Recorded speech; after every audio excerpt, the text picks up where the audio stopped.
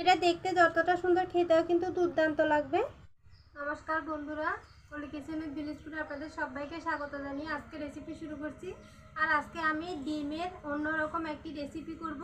Please বন্ধুরা আপনারা অবশ্যই পুরো ভিডিওটি দেখবেন, আশা করি ভালো লাগবে।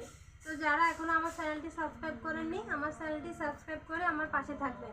দেখুন বন্ধুরা, এখানে আমি 3টি হাঁসের ডিম সিদ্ধ করে নিয়েছি। এখন ডিমগুলো খোসা ছাড়িয়ে নিব।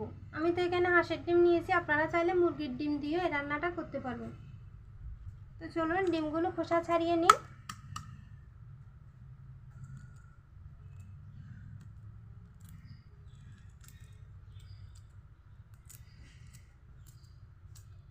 বন্ধুরা, প্রতিদিন ডিমের একরকম রান্না যদি খেতে না চান, তাহলে এই রান্নাটা করে দেখতে পারেন, দুর্দান্ত লাগে খেতে।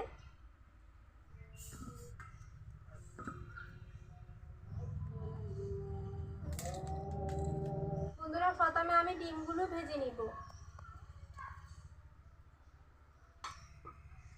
তেলের মধ্যে দিয়ে দিব সামান্য লবণ, সামান্য হলুদের গুঁড়া। এখন ডিমগুলো দিয়ে হালকা করে ভেজে নেব।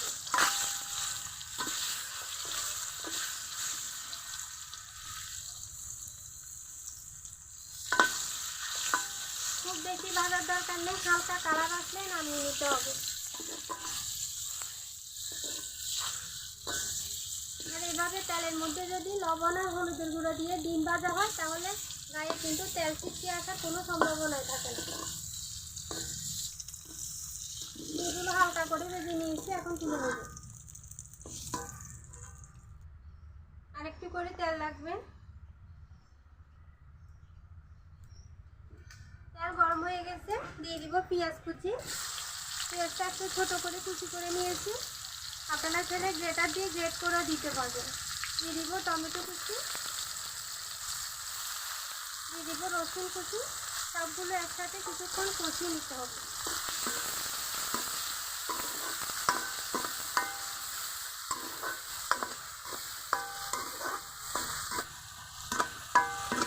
কিছুক্ষণ কষিয়ে নিয়েছি, এখন বাকি মশলাগুলো দিয়ে দিব। লবণ, হলুদের গুঁড়া, মরিচের গুঁড়া, দিব সামান্য জিরার গুঁড়া। একটু জল দিয়ে কিছুক্ষণ কষিয়ে নেব।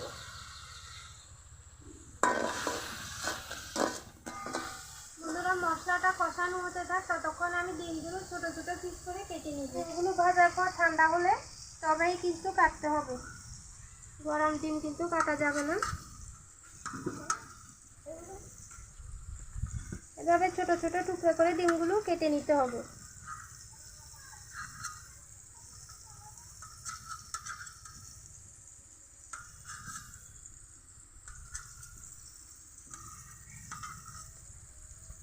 বন্ধুরা, মশলা ভালো করে কষিয়ে নিয়েছি। এখন ডিমগুলো মশলার মধ্যে দিয়ে আরও 2 মিনিটের মতো কষিয়ে নিতে হবে। একদিন হলে এই রান্নাটা করে দেখবেন, খুব ভালো হয় খেতে।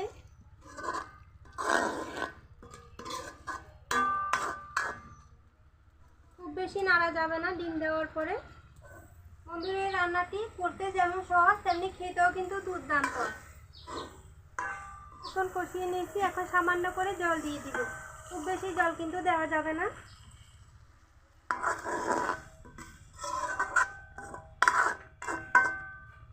বন্ধুরা, রান্নাটা একদম রেডি। এই দেখুন, এরকম ঝোলটা শুকিয়ে আসলে তখন নামিয়ে নিতে হবে। দেখুন বন্ধুরা, কি সুন্দর কালার হয়েছে। এটা দেখতে যতটা সুন্দর খেতেও কিন্তু দুর্দান্ত লাগবে। আর এটা ভাত কিংবা রুটির সাথেও খাওয়া যাবে। বন্ধুরা, আপনারা একদিন হলো এভাবে ডিম রান্না করে খেয়ে দেখবেন, দারুণ লাগে খেতে।